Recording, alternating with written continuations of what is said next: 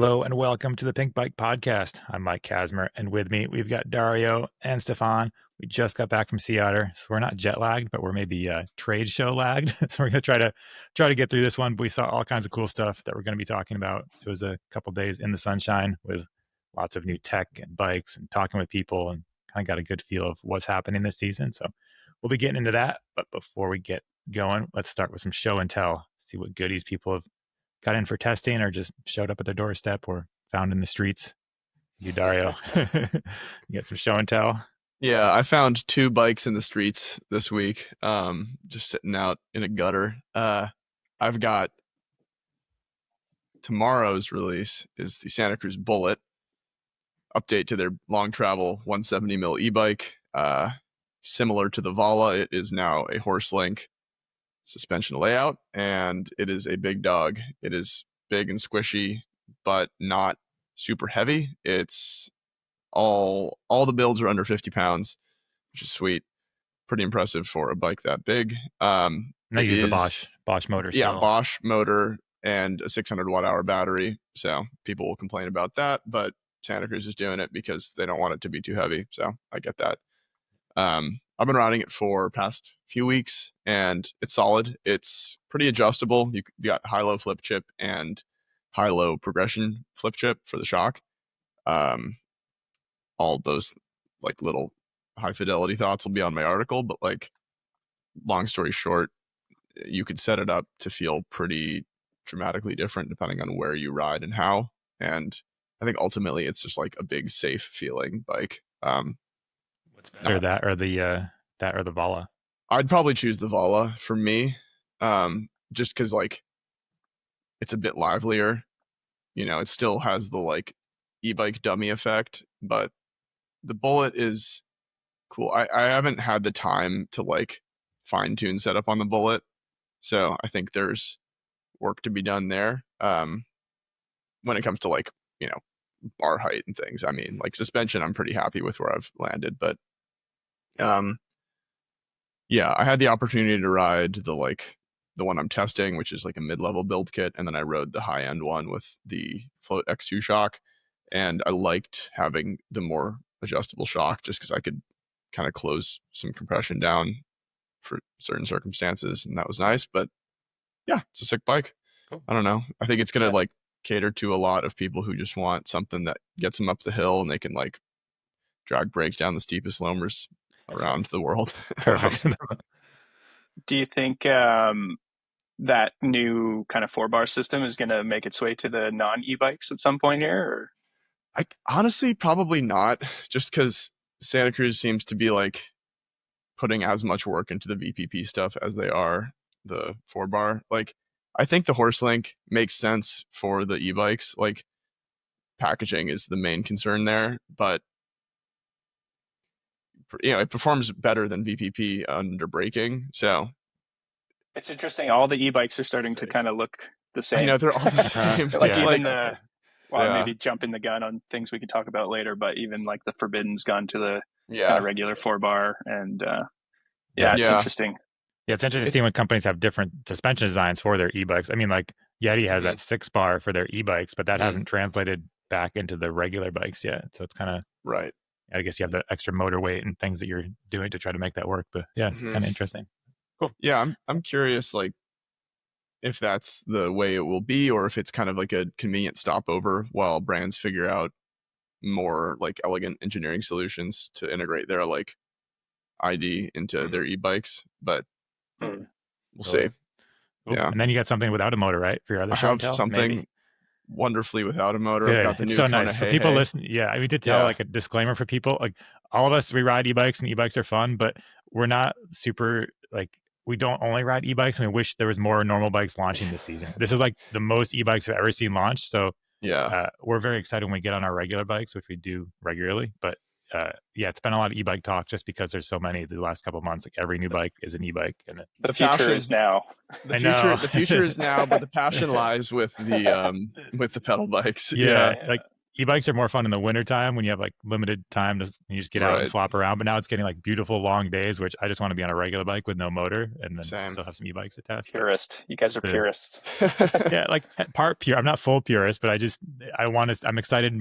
I get more excited about the regular bikes when they come out. But This is looking to get more into riding hardtails for 2026. Not that much of a purist. I've spent plenty of time. I've done my hours on hardtails. He's going back to full rigid. Back to his gear. roots. Off-road fixed gear, full rigid.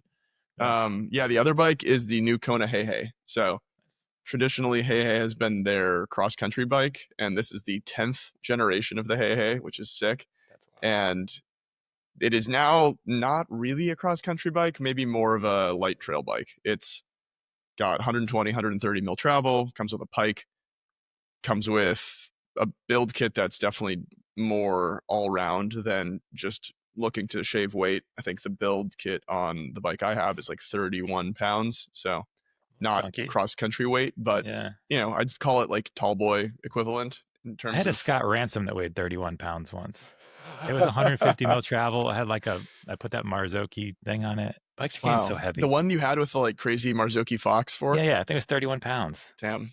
I mean, we did see a bike that's like quite a bit longer travel than this week. That's almost 6 pounds lighter than it. So there are light bikes to come. But yeah, the Hey is not super light. I'm losing my voice. Sorry. But it's fun. It's like I've only got a handful of rides on it so far, but it's a good like have fun hoon around bike. The Geo is a little more modern than the previous, but I wouldn't call it like groundbreaking at all. The seat angle's pretty slack, rear end's pretty short, but the reaches have gotten longer and they're making strides. So they kind of seem like it feels like Kona. I know it's interesting to watch how companies' geometry changes, where Kona went pretty slack and long early on, and then they kind of reined it in. I know I think they're still finding their feet as far as like what they're hanging their hat on for geometry. I think they're still sticking with the short chainstays, it seems like, for pretty much all their bikes. It seems that way. Yeah. I feel like the first Kona process, like however, I don't even know, 2016 or maybe longer, I can't remember. That was like the first kind of like modern geometry trail bike. I feel like it like that was a sick bike back in the day. That Process 111 is still like, I mean, that thing was super short, but it was like a long front center, short back end, but the short travel kind of worked with it. And I mean, they were definitely in the beginning, they're one of the first companies to kind of really start messing around with geometry, which is cool. Yeah. That was a cutting edge bike. It comes up again and again for good reason. Sweet. But I think this will appeal to people. Nice. All in due time, but I'll have more thoughts up. Yeah, it's good to see Kona still trucking along. For sure. Interesting. They weren't at Sea Otter this year because last year was the Sea Otter where they took down their tent and disappeared because they were kind of getting bought or going out of business. But now they're back. The original owners have got the company back. So it's good to see some new stuff from them. Yeah. What a whirlwind for I know. Dude, I know. Yeah. I think they just had shell shock from last year, and they're like, "We're not doing Sea Otter this year. We need to we'll give it some time." But, yeah. And it's like they have this one bike, but they're not landed yet, and they don't want to release it yet. So it's like, I get the hesitance on that front. If you're gonna spend the money to go to Sea Otter, you might as well have some cool stuff to show people. Yeah. For sure. Which segues us into Sea Otter chat. Yeah. Where do we? Are we skipping? I got show and tell. Oh, I'm so sorry. You have a show and tell. I do. Sorry. Did you have one, Stefan? What titanium? I don't. Oh, sorry. I don't really have one, so I'll just let you, Kaz. All right. Well, mine's not as exciting as new bikes. I think I have some new bikes, but I can't talk about them yet. So I'm back on some secret bikes. But this is a tiny thing. It says an axle. It's from the Robert Axle Project. There we go. I can't get it really in focus. Oh, there we go. Look, it's focused. And then in the end, it's got this. It's got a tire plug. Yeah. Oh. And so like this kind of thing has existed for a little bit. I feel people have made them at home, like a nice little tire plug that goes in the end of your through axle for people that aren't watching this. But this one's actually like a proper metal tire plug, and it's full length. And I think you could actually get some force into it. I can't remember who made the other one. So shout out to the people. My friend Miles, who's a machinist at SRAM, made them. So that's the one who made those for SRAM. Yeah, he still makes them, like titanium and aluminum through axle plugs for Dynaplug heads, but I don't think he can sell them because of work things. So yeah, but yeah, there was even like a little plastic one that was floating around. But yeah, for this is the first one I've seen, like kind of should be easy to obtain. But from the Robert Axle project, an axle that holds a little tire plugger in there, which is kind of cool because a lot of times that's all you need to fix a flat and get home. And they make axles for Fox and RockShox forks. So clever little thing. Cool to see someone making that. And they make all kinds of stuff over there, as the name suggests. They have lots of axles, all little extra parts you might need. So, yeah, that was a Sea Otter find. They're like connected to Old Man Mountain, the rat company now, right? Yeah, exactly. Okay. So I'm not sure exactly where everything is made, but a lot of stuff is based in Oregon. And then, yeah, so racks and axles and little widgets and things you might need for your bike. This one exists. But yeah, that was a Sea Otter thing. Now we should get into Sea Otter because we just survived it. Yeah, for people that didn't catch the coverage, we put up a lot of articles. You could just go look and browse through the randoms. But yeah, 2 days in the sunshine. I only got a little sunburned, and I think you guys avoided sunburn somehow, which is sweet. I got sunburned on the back of my calves, which is a very weird place to get sunburned. But our pasty white Pacific Northwest skin. I don't have the skin for California, but I wore sunscreen, so I dodged it. Yeah, I tried, but I think I got some like hippie sunscreen that didn't really work. But need the real stuff with the chemicals. Yeah. But this is your first Sea Otter ever, right, Stefan? Yeah, man, that was my first time. It was eye-opening experience. I don't know. Yeah, the first day when we rolled up, it was like totally socked in, like in fog, and basically all you see is flags, like as far as you can see, poking through the sky or whatever. So yeah, it was a little disorienting, just trying to figure out the lay of the land. But yeah, it was cool. It's so much gear and bike nerds in the most nicest way possible. Like, yeah, there's some very passionate people out there, and everyone was super stoked, and there was a lot of cool stuff on show. So it was a good time. Definitely. For sure. Yeah, what's the coolest thing you saw? That's the question I keep getting from people that didn't go. They'll run into them like, "What's the coolest thing you saw at Sea Otter?" Yeah, I've gotten that a few times. I think that that hand-built, lugged, high pivot prototype, or no, it was not a prototype. It was like a one-off bike that guy made. Yeah. And the story was basically he was like a machinist, and he built really nice putters, like golf putters, and then he like his company got bought by TaylorMade, and then I think he just had some money in the bank and time to kill, and he just built this like beautiful bike, and it kind of looks like an Atherton like crossed, but like more with a high pivot and almost like a DW looking link, but it looked like such good quality. It was like, and he had like hand done his anodizing to like match his Kashima coating, everything. So it was just like a really cool looking bike that this dude just made himself. That was really cool. Yeah, it seems like the level of quality from the hand built stuff has definitely ratcheted up a bunch now that there's more like more resources available, I guess, whether it's additive manufacturing or just like different lug technology, where although there were some kind of homebrewed things that looked pretty rough around the edges too, which is well, I feel like there's like I'm gonna go like steel camp, like kind of more frameworksy style or whatever, like or steel alloy, whatever, but welded. And then there's like the stuff that's like carbon tubes and lugged, and it like looks very polished with the finish. I don't know how it rides or anything, but it definitely is very cool to look at. Yeah, and no one I don't think will ever know how it rides other than that guy. So. Yeah, I know these people. Yeah, I'll get to mine in a little bit, but yeah, there were people that just made bikes for themselves. Just like I made the coolest bike ever, but it's just mine. I don't have any intention of going in business. I'm just here to show it off, which that's something too. Kind of, it's cool. It's cool to see those bikes roaming around in between the stuff us mere mortals can actually get our hands on. So, yeah. How about you, Dario? What was yours? A few little component things stuck out to me. Like everyone's talking about the upside down Fox fork. That's certainly interesting. There's also an upside down fork from Cane Creek. I think one of the more impressive projects that was unveiled is that Praxis drivetrain, the gearbox with the like folding gears. It's kind of like the Browning drivetrain that was developed with Rodriguez bikes back in the 90s, which is like, it's hard to explain visually, but it's like, think of it's hard to even comprehend. Yeah, it's like a small gear nested within a large gear, and that large gear has quadrants that can fold out of the way. So it effectively can be like two sizes in the same packaging space. Kind of like, it And reminds me of like a colander, like a thing you would use for like, or not a colander, like a steamer. You know those little steamer oh, it things for does look like a cooking? steamer basket. It's kind of like a steamer it's basket, true. like opens up to like switch the gears. Yeah, and it basically you package some number of those clusters into a gearbox space, and it has like 4 to 16 gears within that, which is pretty cool. They had a road towny bike on display just to show the system packaged, and it's not tiny, but it's about the same size as like a Pinion or some other gearboxes out there, and has pretty impressive gear range, and theoretically no or way less drag than a gearbox. So that's pretty cool. Yeah, it's closer to like a cassette and a can than it is like a normal gearbox, right? Like, yeah. Yeah, which would be huge. I'm mostly just compelled by the fact that yeah, it has less drag. The complexity of it is a little scary, but in theory, because it's entirely contained, it should be safe. So we'll see how that pans out. I was wondering if when like under load, if any of those like flaps could kind of like there's a lot of Yeah, moving parts there that there's a lot of moving could parts. develop play or whatever else, right? Like, Mhm. but it did look really cool. What was the gear range on that thing? So the one they had on display was a 4-speed with a 200% range. So they were targeting downhill bikes with that one, and they said I think SRAM 7-speed is like 180% range. So it's a little bit more gear range than you'd have there, but it is only 4 speeds.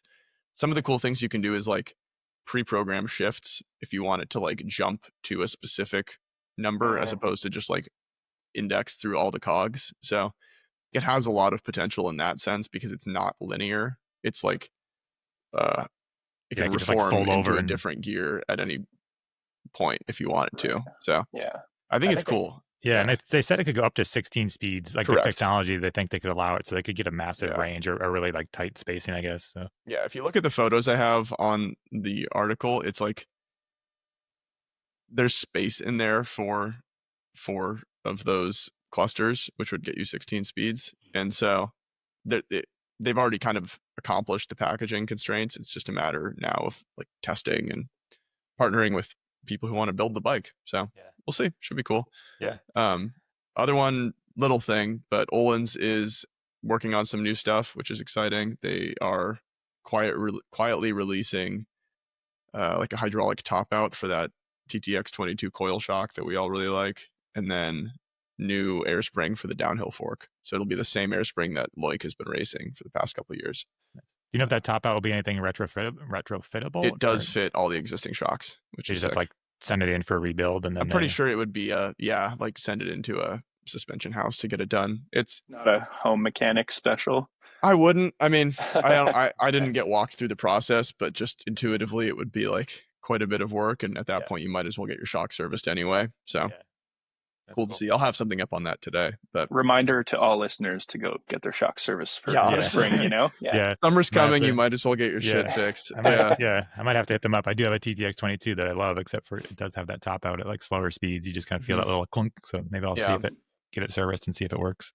Yeah, but those, I mean, their stuff has been impressive, even without those refinements. So it's cool to see it. They're hammering away at that. Yeah, nice, cool. Yeah, I think mine was the another kind of handmade project by Josh Ogle, and there was a bike that it was a titanium, had titanium lugs, titanium tubes, full suspension, and then it uses the back end from 3VO. Kind of people might know them from Ministry Bike, so it uses their back end combined with this titanium front triangle, and just the machine work. It had this guy makes like basically bike jewelry. He makes very, very fancy titanium stems and seat collars, and he makes, apparently it's the world's lightest center lock ring. I mean, he was a really fascinating guy. I'd never met him before, but he told me his story. He used to have a bike company back in the day, kind of got out of the business, started making super fancy race car hop-ups, I guess. It sounded like he was basically making Porsches go faster, was how he described it to me.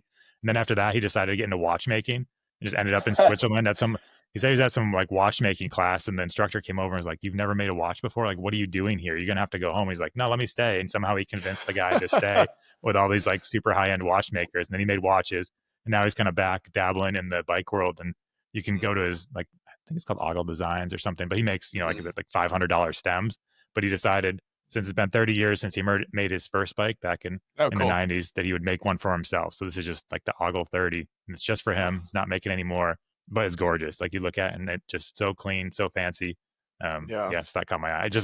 It's like the most highly refined homemade bike that I've ever seen. That thing was beautiful to look at. I I've hope been in like 20 years I just decide to like build a bike and it turns out okay or Like something, turns out Like, amazing. turns out I that know. beautiful. Yeah. Yeah. like I hope I make enough money doing something and then I could just be like, I'll just I build made a bike. this. I don't Whip know. it up. Free time. Yeah. Yeah. I've been following Josh on Instagram for like, I don't know, maybe 8-10 years, and watching all those transitions happen has been fascinating. I remember when he became a watch guy. I'm like, oh, interesting. Okay. Yeah. Like kind of out of the blue, but clearly there's like some craftsmanship tied between all of those. Yeah. That bike Cars reminded to- me of yeah. that Pruva that was at Made this year. Another Mhm. like 3VO back end, gorgeous titanium bike. But Yeah. Was it Pruva? Are they out of Australia? Yeah. Is that, yeah, their finished work is insane. Have you guys ridden any 3VO bikes? Not yet. No, I think. I hopped around on that Jackalope that Matt had for a bit, but not like extensive riding. No. Yeah. It looks interesting. I follow the Ministry Cycles guy on Instagram, and he's pretty like entertaining. Yeah, he's got very like transparent with like everything that's going on behind the scenes. Yeah. So That's it's Chris, pretty right? interesting. Yeah, that's Chris Curry. Chris was at Sea Otter with a new, I think, welded front end bike. So it looks like he's getting closer to like a production version of his own. Yeah. I think the issue that that machined people, one out there too, eh? I'm not sure how. Traditionally, it was machined front end, but he was having issues passing certain tests with the front end. I think the only critique I've heard from people is that because you have all of your pivots packaged in like one line, they can be kind of flexy. Right. The bikes, like front to rear triangle, but I'm sure that's something you could, finesse. Kaz, you should hit up the Ogle bike and see if you can get it in for test. Yeah, but you can't get it though. It wouldn't be. I'd love to ride it, but it'd be a useless test because then no one can buy it. They'd be like, "Sweet, but this is just this guy's personal bike." That could be like your one self-serving thing a year. Just like, I'm gonna just ride this for me. Yeah, I'd love to. But yeah, hopefully we can just some of those 3VO suspension designs of some sort. The Jackalope bikes look cool. So I think Matt was talking. Yeah, we got things in the works. We're trying some different things. Cool. Well, that's the coolest things we saw. I think we should also talk about the general.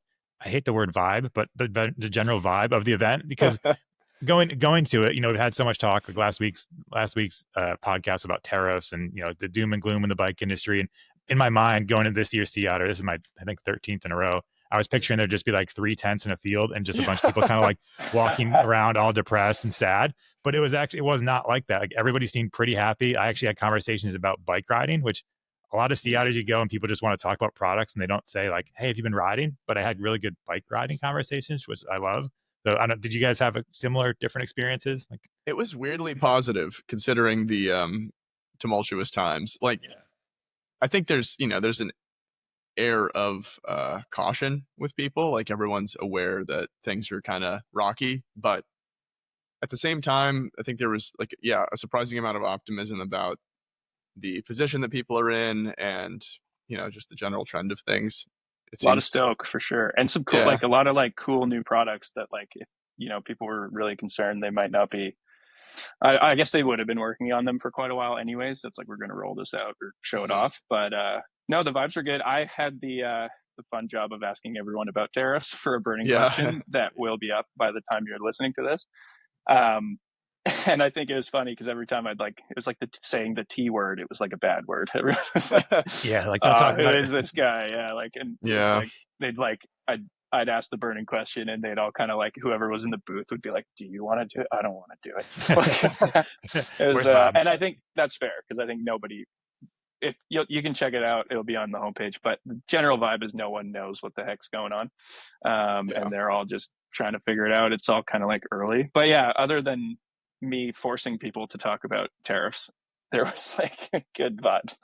Yeah, it was cool. And there's more small builders, I thought, this year. Sometimes you go and it's really expensive to have a booth at Sea Otter. So I was surprised that some of these tiny companies had booths like those homemade bikes I was talking about. Yeah, me too. It's crazy expensive, yeah. But it's kind of nice to see the different stuff. You don't go and it's not just the specialized Trek show. Like, they have cool stuff out too, but I really like the little guys and just see what people are making. So that was kind of interesting. Yeah, I thought the general attitude was pretty positive. So maybe I don't even know how to describe it, but I'm glad that there's optimism, even if things are weird. Like, bikes are still awesome. So I think there's a way through it, hopefully, as long as we don't get any like weird volcanoes or nuclear attacks or, the normal things you have to worry about every day.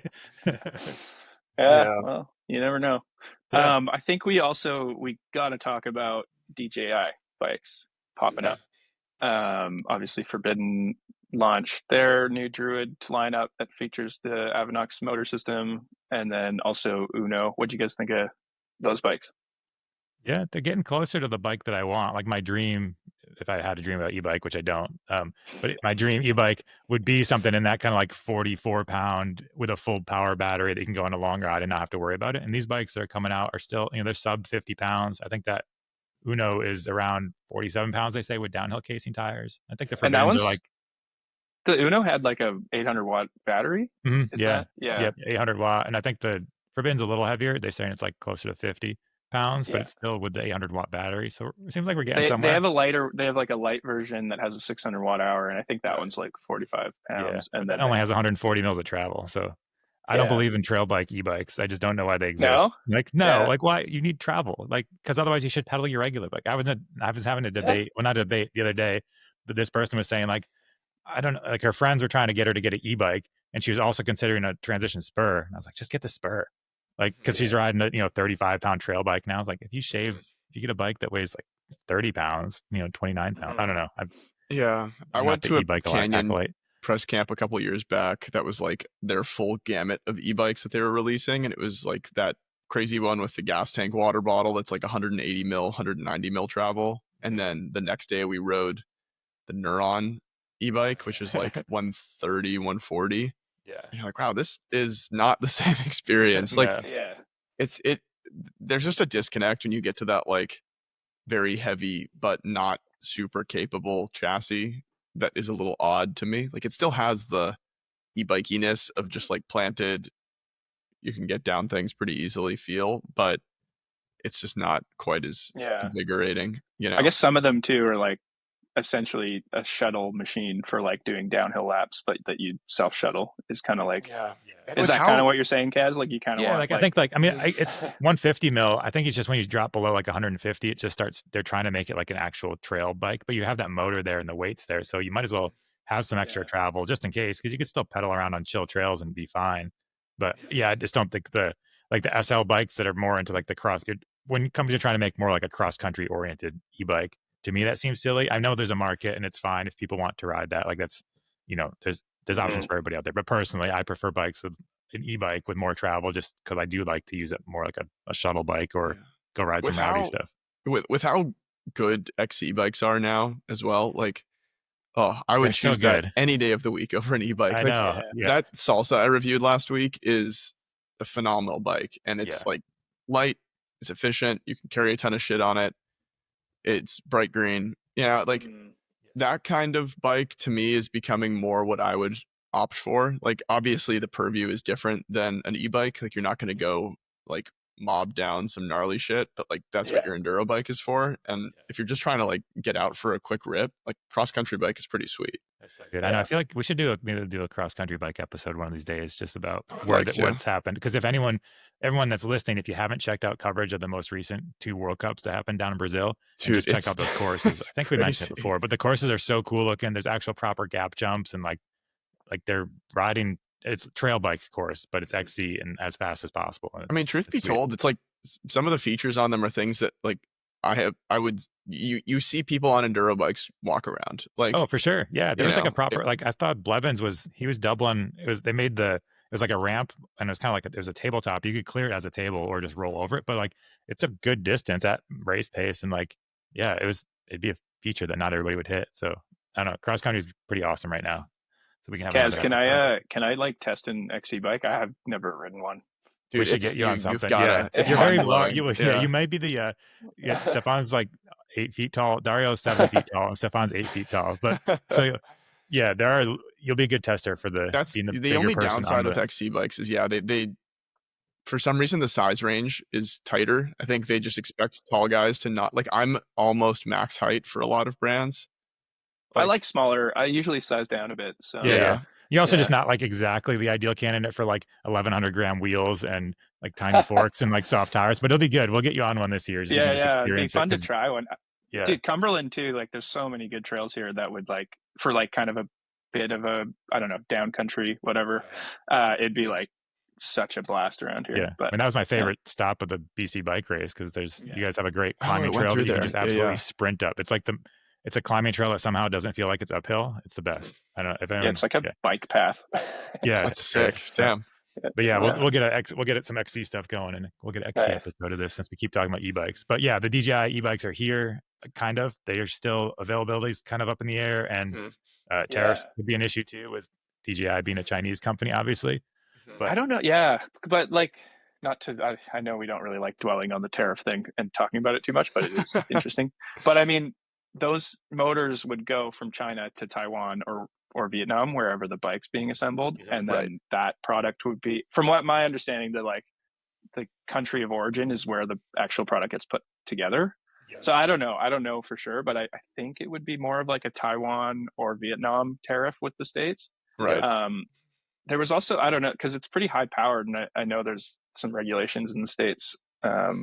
So potentially the Forbidden or the Uno could be like the first DJI bike in the States, but I don't know. And I don't think Uno's selling in the States either. I think really DJI hasn't made their entrance into the States yet. Like, you can't actually get even the Amflow bike that they made. I don't think you can purchase that in the States at the moment. So they're still working on it. Well, I'm sure we'll have some answers in the next few weeks. Obviously, they want to get into the US market, but I'm sure other brands too are cooking up some DJI bikes too. I think it was a bit disruptive to the e-bike landscape. Yeah, I think they just managed to make the battery a little bit lighter. And the actual weights aren't crazy amounts different than the Bosch, but the packaging is a little bit smaller. But it's not a... The power is crazy, though. The power is the thing that it has for how, like, the size of the motor and the power is what they have. But it's not worlds apart, I would say, from the Bosch, where I hadn't really realized that until I looked closer. I was like, oh, they didn't really make... It's not like a TQ motor that's like fits in the palm of your hand, you know. But it does still seem like the next evolution of motor size and output and stuff. Yeah. Do you think some of the other motor manufacturers are kind of sprinting to catch up on some of those specs? You guys heard anything there? They've taken steps. We'll see things in the next like month or two. There's some companies that'll be changing some torque numbers, but I think there is a limit of like how much torque and how much speed and things you can go and still make a bike rideable. You know, like you could make the most powerful, make it super torquey and super powerful, but if you get on single track, you're just gonna like crash into trees. Yeah. Like, and modulating grip is hard. Like you know, it's almost hard on a dirt bike. If you that just like drop a gear, it'll blow out. Yeah. I rode that Amflow on like around Cumberland, and you know, like bombing up a road, it was insane. You're like going max speed. Yeah. But then I took it up to like some techier climbs, and I was literally at one point I fully like looped out into the bushes because it just like it was like quite steep and tech, and then I just like hit the like afterburner, and I did that filming the bullet vid. I like tried to climb up a slab that's on a descent trail in town here and fully looped out and like landed on my butt, but it worked out. Yeah. Oh, cool. Yeah, we'll see where e-bikes go. I don't know. There's a lot of good bikes and regular bikes too. We didn't mention the Intense. They had that on display at Sea Otter. Yeah. So the new Intense, that's a bike with no motor, and I think it's one of the best looking Intense frames that I've seen in a long time. Like, it's best 130 looking bikes recently. That Spider is sick. It looks sweet. really nice. I'm hoping it rides well because it looks good. Yeah, I have one coming, so hopefully the next couple of weeks we'll be able to get some ride impressions going on that. But yeah, it's 130 mil rear and front, just kind of making it, you know, a trail bike, light trail. Yeah, I think they put light trail in capital letters, but I would just call it a trail bike. Light trail. Yeah, it looks sweet, and they're using that model where you can basically, you'll buy the frame, go to your local shop, or like go to your local shop and then pick all the parts, and they come from quality bike parts, and it's basically like a custom build for each one that you buy, which is interesting. It's only available in the US to start with, which is also interesting, but I think because of that QBT is US and Canada, right? Yeah, exactly. So interesting model, but I don't know, the bike looks great, so hopefully it rides well. We'll have more on that in the future. Makes sense. It's kind of like a soft relaunch, like you know, keep it local, and you can kind of just figuring out the logistics of all that ordering stuff is probably a little bit of a headache. They don't want to go too big. For sure. Well, and just distribution gets crazy. I was talking to a couple brands this week that are expanding distribution into Europe, and it seems like quite a effort to do. Like if you're not partnering with someone, you basically have to go open an office there, and that's no small feat. So definitely. Cool. Well, think that's enough Sea Otter e-bike talk, but maybe we should go into some questions. We do have some questions. We didn't get any questions we got questions. We just didn't answer them last week. So we got a good stockpile. We can push some buttons here and see what we have. Let's see, we'll start with, this one's from a man called G. Here's G's question. G. Atherton. He's asking us how do you ride his next bike. Yeah, have you guys seen any insane ridge lines that I should hurl myself down? I'm running low on ridges here, guys. Yeah. If anybody listening knows of any good ridges for G, please send them send him a message. He did pretty well in the Sea Otter DH this week. Yeah, it was a fucking stacked field. We didn't talk much about the racing. The only thing that I think is worth mentioning was, who was the guy that threw up across the line in the Keegan in the like gravel XL. Yeah, he finished the gravel race, country race. not really across the line. Not really mountain biking, but there's an epic photo of that. It's a pretty beautiful finish line shot. Yeah. Nice. Uncle Buck. Uncle Buck's a good. We can start with Uncle Buck. Well, let's start with G. I mentioned G before, so we'll start with G, but Uncle Buck is after that. Cool. Mechanic question for you. I recently got a higher end fork for my cross country bike. It's the Öhlins 34. Great fork. And the other day I was going through the trailhead with it, and in order to put it into my Honda Fit, shout out Dario. Fuck yeah, dog. I have to take the front wheel off and put the bike down the center. And I was leaving the trailhead, and I kind of hastily was going to take the front wheel off, and I forgot that this fork has that secondary pinch bolt. So I bypassed that, and I went to town with my 6 mil just on the front axle. And I was surprised at how thin that metal was and how weak it was, and it just stripped out with very little effort. So any sort of tips on how to get that axle out? I've got a replacement one already. It was outrageously expensive, but trying to figure out a way to get this out without crawling down to my LBS, because they'll probably laugh at me, make me feel bad, and it'll take them like 4 weeks to do it.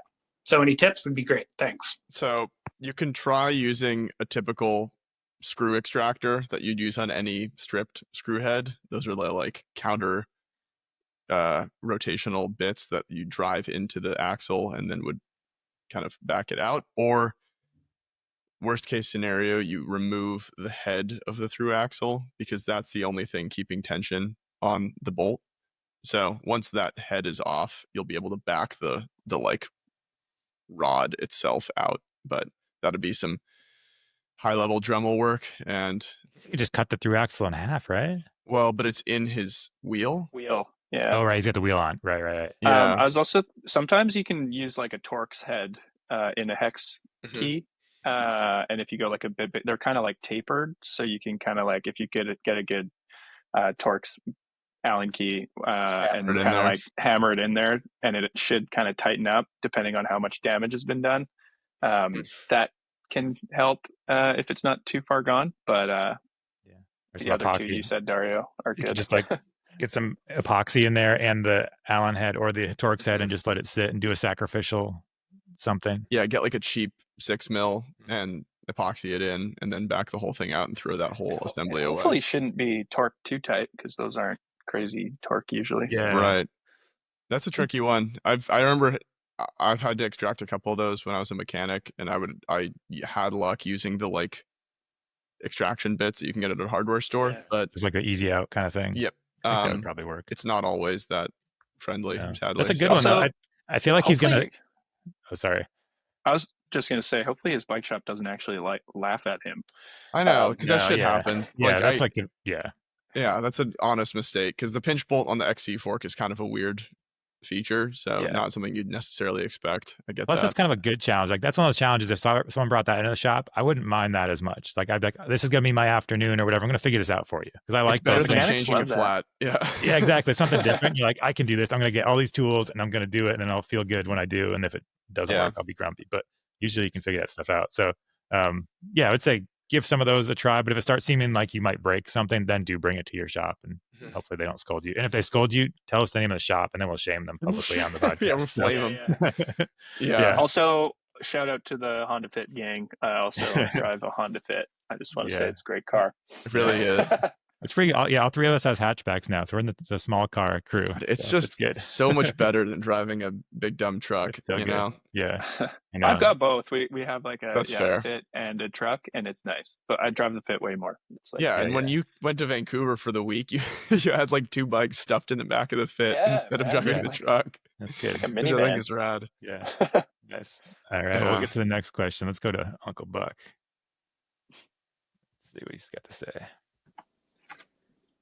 Hey, Henry, Dario, Matt, anybody else that's on this? This is Uncle Buck. Quick question for you guys. I'm getting ready to build a new downhill bike for me. And previously, I've been on a couple high pivot bikes that, maybe have some outdated geometries in the reach numbers. And I'm moving on to one of them V10s. I'm pretty excited here. I've ridden them before, but, now as we look at what's out there in regard to the anti-pedal kickback devices. Curious what your guys' thoughts are. I am looking at either building this thing up with one of them E13 sidekick hubs or an O-chain.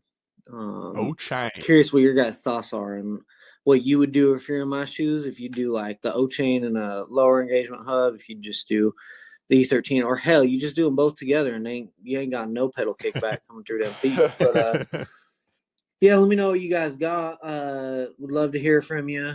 And thanks for all you guys do. It's much appreciated. And yeah, Uncle Buck, letting her Buck sign off. Dude, I don't know if accent Uncle of the fucking week, Uncle Buck. Hell I don't know if Uncle Buck is real. Buck. Yeah, if he's real, it's the best accent ever. I can't tell if he's just doing it. If he's, I don't know. I'm hoping he's real. I hope he's a real guy. I choose to believe that that's real. Yeah, I would. There was a lot of people that sounded like that in Tennessee. That was. I believe it. Yeah. We should have him rock on regularly. Maybe. Yeah. Well, if he has more questions, he can always call in. Yeah, if I was Uncle Buck, I would just go O-chain. We had this similar version of this question because there's a lot of talk about O-chain and sidekick and things, but yeah, I've used both and I prefer the O-chain. You don't need to go low engagement hub with the O-chain. I would actually go high engagement hub to kind of balance that out for consistency. But yeah, how about you, Dario?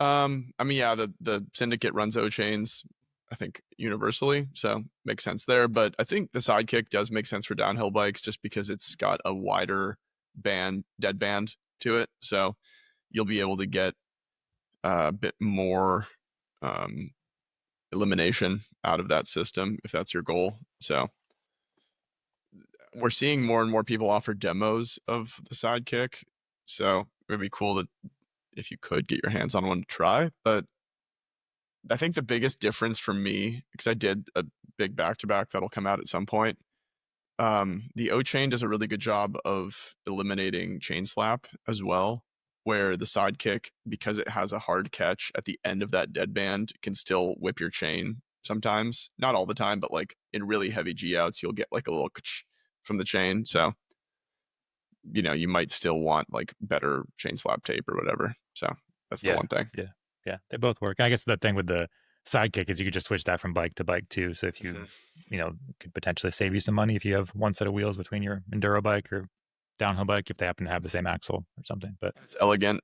I find, I thought I noticed the difference in braking more on the sidekick than the O-chain, which is it's hard to wrap your brain around what's happening behind you as you're trying to also navigate challenging terrain. But yeah, the O-chain almost faded away a little more for me. Like it feels good, but then the sidekick was doing something a little more different that I felt like my braking points were a little bit different. Yeah, there's like more of an adjustment period with it because it's so much deeper feeling. Yeah.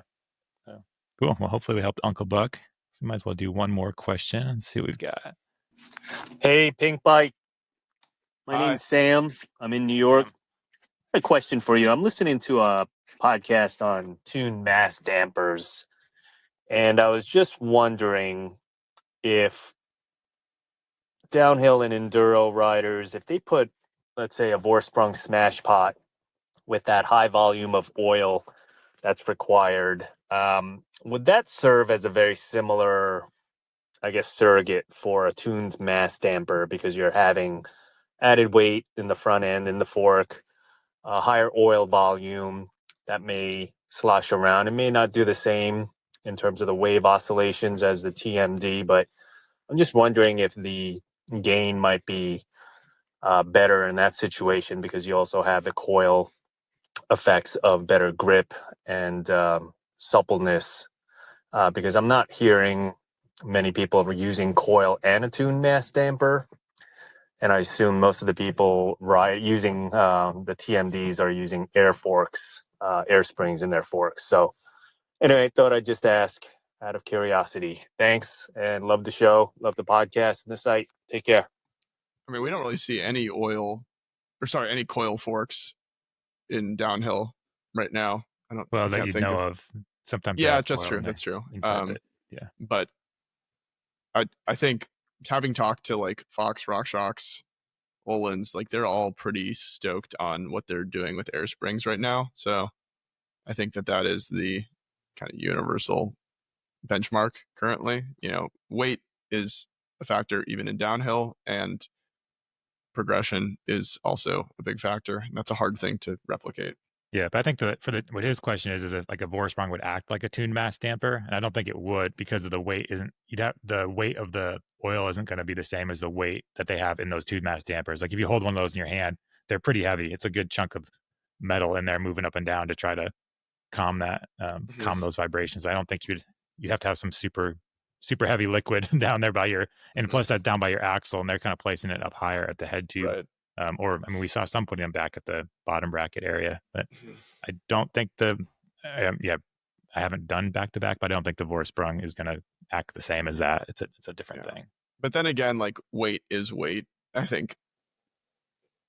The Vorsprung is nowhere near as heavy, I guess is what I'm saying. No, I like, realize. So you're not going to get that effect of it.